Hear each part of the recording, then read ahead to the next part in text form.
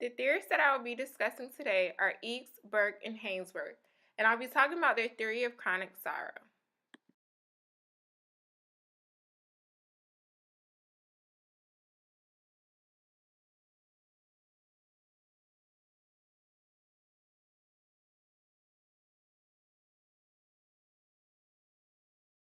The term chronic sorrow was first coined by Olshansky in 1962, referring to recurring waves of grief experienced by parents of children with mental retardation.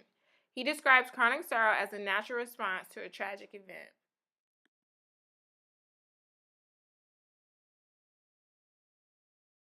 The original phenomenon came about when Dr. Eakes was in a car accident that left her with life-threatening injuries. By recuperating, it showed how the healthcare professionals failed to understand the grief reaction and how ill-prepared they were to take care of patients facing death.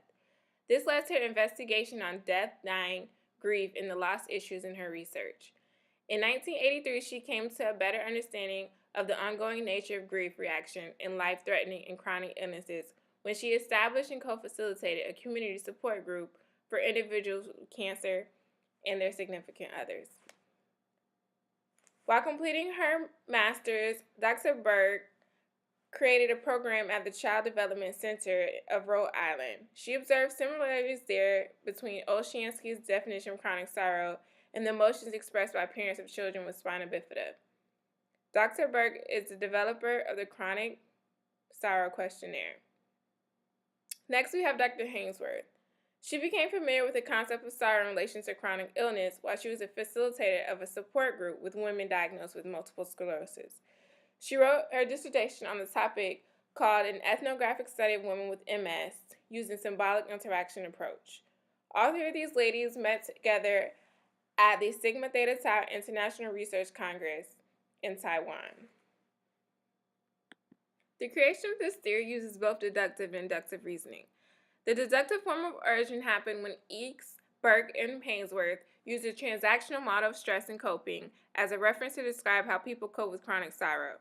The transactional model of stress and coping theory is a framework which emphasizes appraisal to evaluate harm, threat, and challenges, which results in the process of coping with stressful events.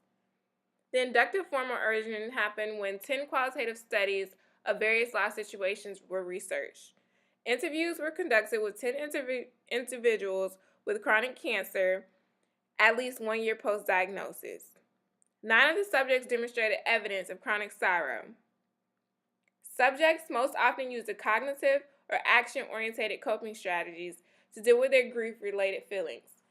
The nursing roles identified as particularly helpful to the subjects were providing empathetic presence and being a teacher or expert.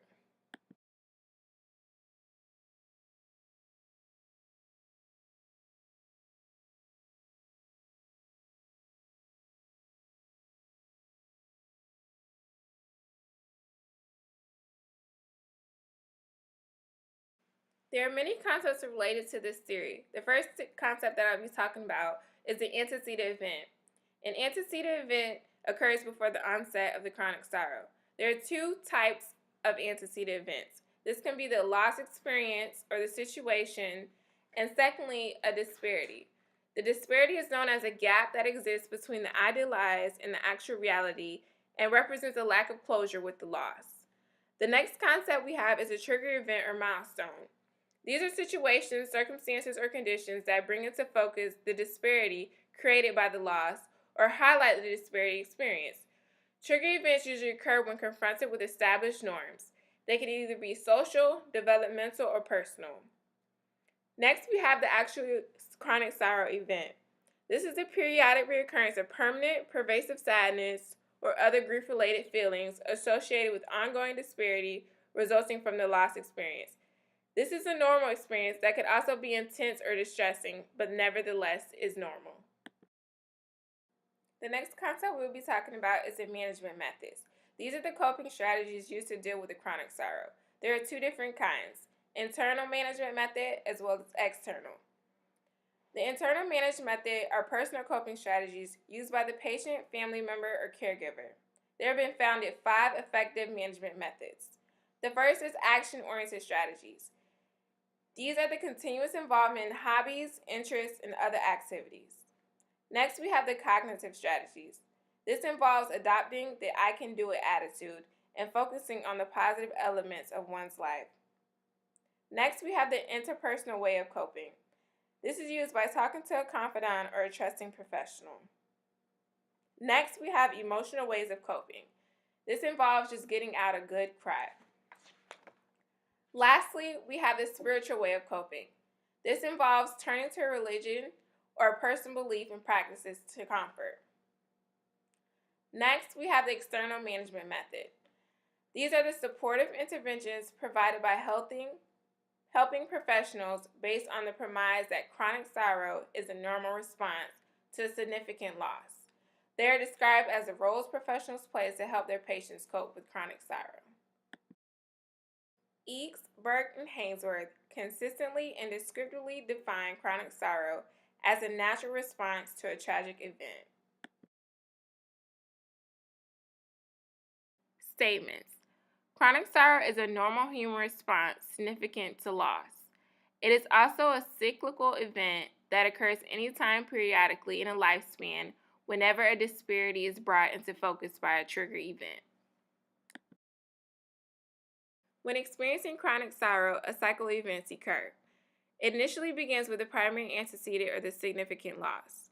Next, the unresolved disparity exists. This is also known as the second antecedent event. After the second antecedent event, a trigger event actually occurs.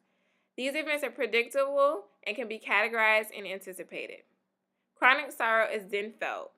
After the experience of chronic sorrow, internal and external management methods are then put into action. Effective management methods will lead to increased comfort and can extend the time between episodes of grief. Ineffective management methods will lead to discomfort and can shorten the time between bouts of grief. Life then moves on. This is an example of linearity. Change in one variable or concept quickly produces change in another. Two predictions can be made. It can be predicted that every individual will experience a loss at some point in time in their life. It can also be predicted that sorrow to some extent will be felt by that loss. The theory of chronic sorrow established by Eakes, Burke, and Hainsworth has been proven to be very useful in the nursing practice. It has generated further research, been cited as evidence-based practice, and is used widely as a nursing diagnosis. The concept of chronic sorrow is still evolving. As this concept continues to emerge amongst nursing and other professions, more research is needed to measure chronic sorrow in adults and families of children suffering from chronic illnesses or loss. As a healthcare professional, we will be able to develop greater awareness and more understanding of the concept of chronic sorrow and be better equipped to foster the most effective coping strategy for families, and also various strategies to better approximate which should be targeted through nursing intervention. Early detection and management of chronic sorrow is key in the nursing practice. Chronic sorrow is often unacknowledged or mislabeled as depression. As a healthcare professional, it is essential to approach each and every individual in an empathetic, non-judgmental, and blame-free manner. Through this theory, we must keep in mind that coping with a loss may present in many different fashions and must be dealt with accordingly. This theory was chosen due to the major unacknowledgement and mistreatment of chronic sorrow. As healthcare professionals, we must investigate and gain proper rapport before diagnosing. Some people may just solely be experiencing life events.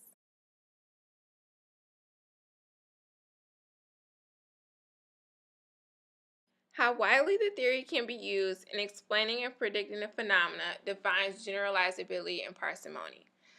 The cycle of chronic sorrow vividly and concisely explains the prediction of the chronic sorrow. It can be transferred throughout the nursing scope of practice when chronic sorrow is expected.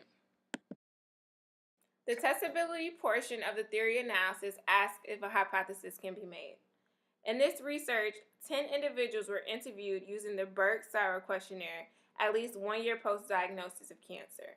9 of those 10 demonstrated chronic sorrow. The coping strategies used were cognitive or action-oriented. The nursing interventions were providing empathetic presence and teaching. The results show that chronic sorrow were felt by the majority of those diagnosed, and specific interventions were deemed helpful.